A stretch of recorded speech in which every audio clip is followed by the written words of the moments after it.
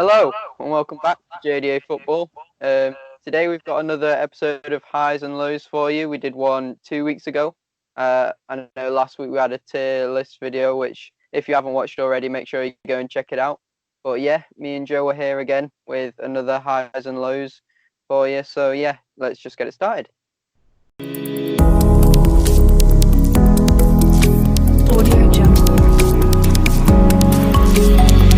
So should we go into the goods first or the bads first?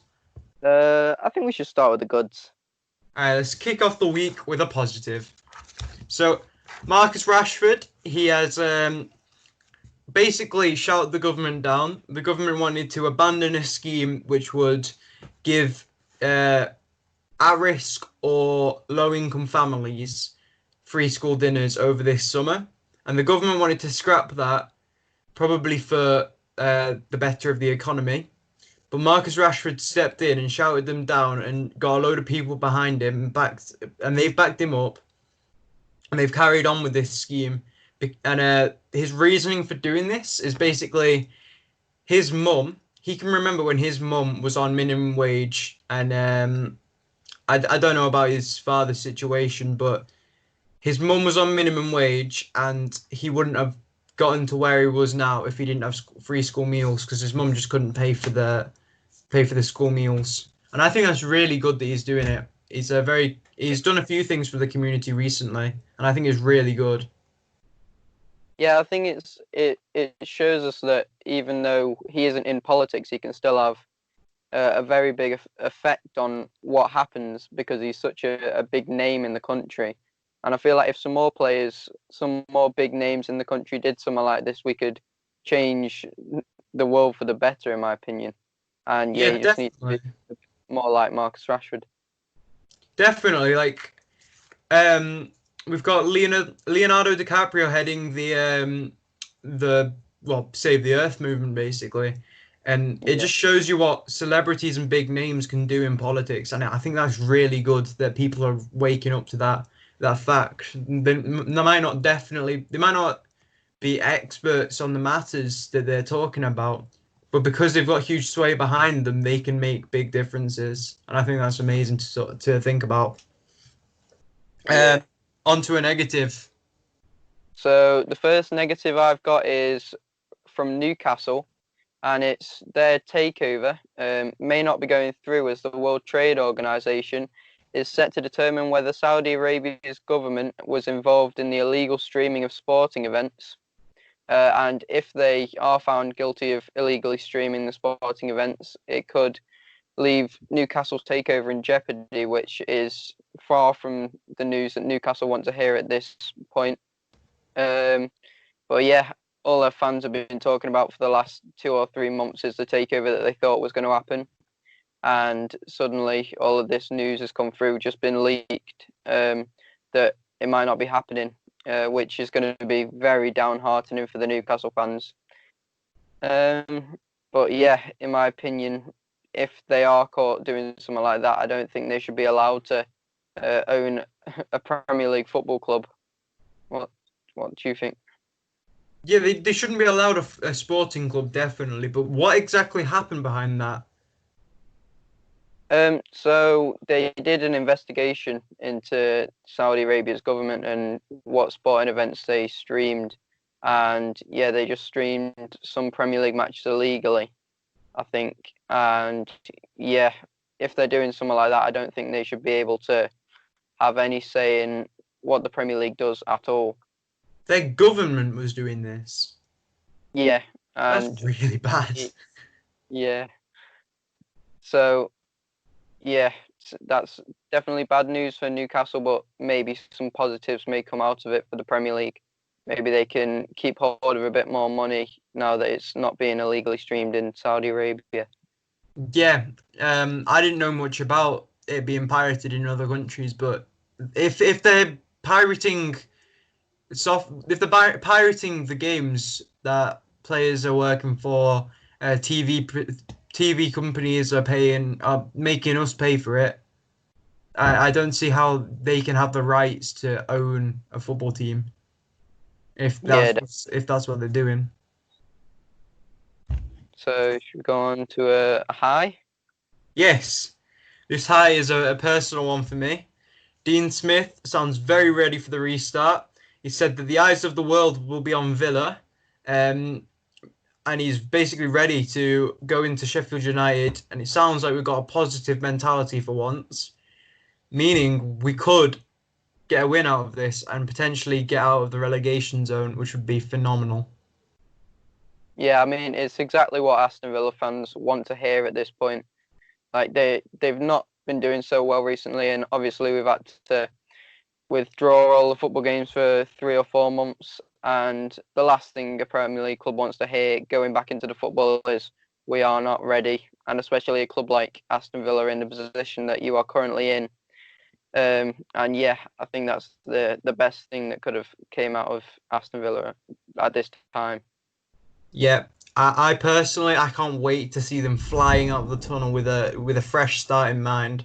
I'm hoping they'll take this as a new season and start it from scratch, and just work with a new determination and new confidence that they started the season with, and hopefully we can win a few games and get out of this kerfuffle that we're in. Back down Uh, to a low. yeah, just speaking on Aston Villa being ready for the Premier League restart, one team that apparently is not ready is Pep Guardiola's Man City. He has said in an interview with the BBC that he does not think that his current squad are ready for the swift restart of the Premier League season. Which, again, for someone trying, well, they can't even get Champions League this season, can they? Because they're banned. No, they can't. But I don't really know what they're doing, but they are fighting for second place. I know Leicester and Chelsea in third and fourth are really trying to get back up the table to maybe catch one of those two. And for City's squad not to be ready for the Premier League restart is only good news for Leicester and Chelsea, in my opinion. But yeah, City being not ready, it could. I think yeah, they're still in the FA Cup, and maybe that's the only thing that I think they could possibly go for because they're out of the Premier League title race, they're out of Europe, and yeah, just hopefully they can do something in the FA Cup depending on who they get in the next rounds. Yeah, didn't Guardiola's mum die recently? Yeah, I think a few months ago.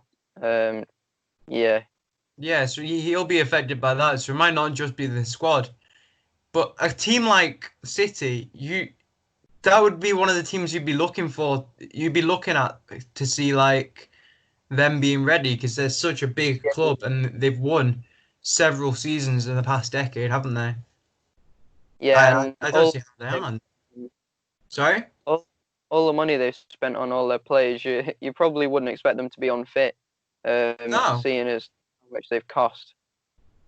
And like four, five, six of them are in the England squad. Oh day. Yeah, Oh dear. Should we go on to a positive after yeah, that dire news from City? United are pulling through.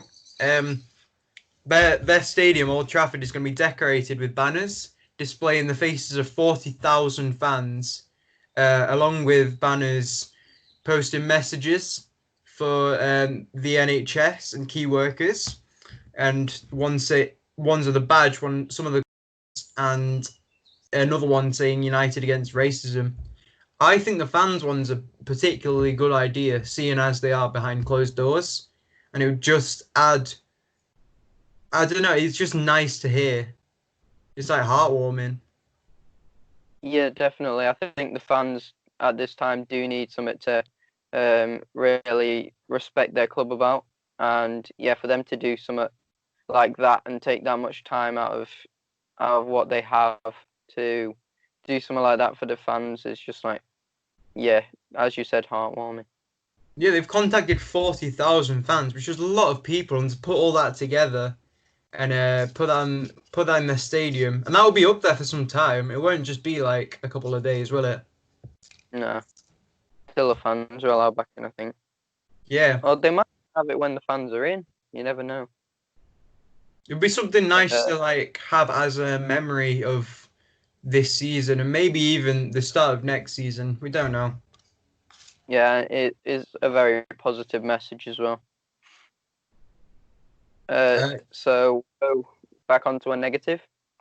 We're going to women's football now. There's been a lot of controversy lately over that and how they're going to get back into things. But Brazil have withdrawn their bid to host the 2023 FIFA Women's World Cup, as the Brazilian FA is struggling financially during this time. Um, yeah, I think it's very bad news for Brazil. It could have done them a one like it, the you don't normally hear about the Brazilian women's game that much, and for them to be hosting it would have been massive, I think, for them. But yeah, and money, I think well-being comes first before all of this, and yeah, if they can just save up some money and try and hold their status as being a game, overall, I think it'd be more beneficial to them. yeah, so they they've withdrawn out of monetary problems. I think they've been hit quite bad because they'll have had to make sure the favelas and stuff like that is safe for everyone, and they're quite high population density, and not all of it is as high income as England. So I think they'll have been hit particularly bad, especially in businesses and stuff. Um, but like it would have been nice to see them pushing the women's side of football further because they did a really good job of the World Cup, didn't they? Yeah, a few years back when they hosted the World Cup, people saying it was one of the best ones ever for like where it was set and the fans and how everyone reacted to the games. And I think if they could have done that for the women's side of it and maybe filled out the stadiums, I think it would have bring much more attention to the women's game in Brazil and maybe even benefit them financially overall. Yeah, it could have helped them quite a bit. That's Yeah. unfortunate that. Another high. The venue of the Merseyside derby has been declared is safe. It is at Goodison Park.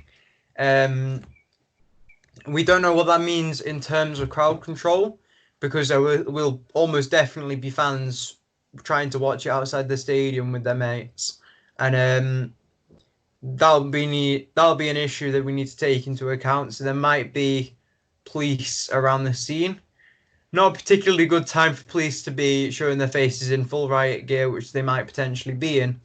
But um, it's almost a necessity due to what's happening at the moment. As an Everton fan, what do you think about this news? Um. Well, I'm pleased it's at Goodison, because probably we'll get a slight home advantage. But then again, I don't think we're going to get much out of the match. Um. But yeah, overall, I do think it's a positive just for us to get back on home soil as we get back into the Premier League and try and get things kicked off better than we were doing before the interval that we had. Um, but yeah, hopefully not many people will crowd around the stadium and put other people at risk as well. Maybe even our football team because when the players are leaving, obviously you can get up close and personal to them sometimes. Uh, and hopefully the police are on there at their best to try and prevent this sort of thing happening. Yeah, you'd hope there won't be that many people. You'd hope most people have some common sense, but there obviously will be a few out there, hardcore fans trying to have fun with their friends. Yeah. So I'll go on to my last negative. Um, Security is due to rise at all the league matches, due to the pitch invader that managed to get onto the pitch in Barcelona's 4-0 thrashing of Mallorca. He tried to get a photo with Messi, but did fail after he was rugby tackled by one of the few stewards that was there. Um, But yeah, obviously it's clear that the security has to be improved, because for someone to get in that easily and put the players at risk is just, it's just ludicrous in my opinion. And for him to like have to break social distancing rules with everyone on that pitch just because he wanted to get a picture, I don't think is right. And No, he's put yeah, the lives of people at risk. He's put the lives of stewards, players, and anyone working within the stadium at risk. And that's not fair. And I'm surprised that he made it that far, to be honest, because it's was it Barcelona at home? yeah, Barcelona at home. No, wait, I think they might have been away. Oh, still, it would have been a big stadium. Yeah, for the gates weren't open, obviously. So he must have gone through the main entrance and past all like the few security guards that were there probably, and past everyone like leading up to the pitch. And for that to happen so easily, it's just like, what were they playing at? Yeah, how was that allowed to happen? Mm. And so as such a high profile match as well, you'd think that like the security would have been at least doubled, seeing as they normally don't have like that many people on security. But yeah, something has to happen and quickly. Yeah, definitely. We can't.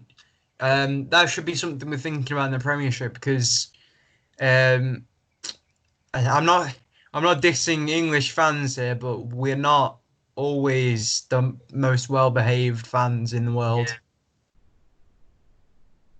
Um, I have one final point, and that is Premier League Chief Executive Richard Masters saying he supports the move to have the slogan Black Lives Matter on players' shirts in this week's games. He says he's supporting players who are using their platform, so social media and their weight in the press to support good causes. And he says there's a lot more to do, a lot further to go in the battle against racism and discrimination. And I think that's really good to hear from someone so high up in the Premier League. And it sounds like people are actually listening now. Yeah, definitely. I know there was all that controversy in the Bundesliga earlier on in the restart, um, of players taking like action against all of this. But for someone in the Premier League that high up to say that about the matter, I think it's showing that people in the Premier League are actually like care about everything that's happening in politics. I know some people don't agree with football mixing in with politics, but if it's something like this and it goes much further than politics, it's just down to human well-being and stuff like that. I think it's good to have that sort of opinion on the matter. Yeah, he's got a lot of power within the Premiership, obviously, so he'd be able to change that.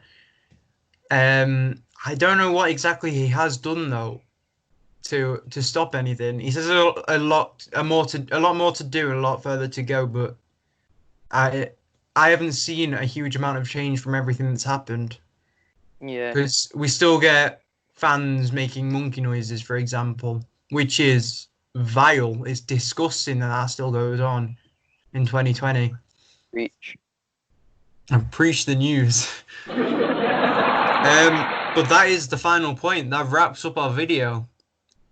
So, um, obviously, hit that like button, subscribe, hit the bell icon to be notified when our next videos come out. They're a lot more frequent than they used to be, um, which is more important as to why you shouldn't be missing a video. Any more to add, Alex? Uh, no, I think that's it. Make sure you follow all our social medias, Instagram, Twitter. We'll try and be posting on them quite a lot more frequently as well during this lockdown period. And yeah, make sure you go and check out our last video that we did about 2 weeks ago. Hopefully you enjoyed that one as well. But yeah, thanks for watching.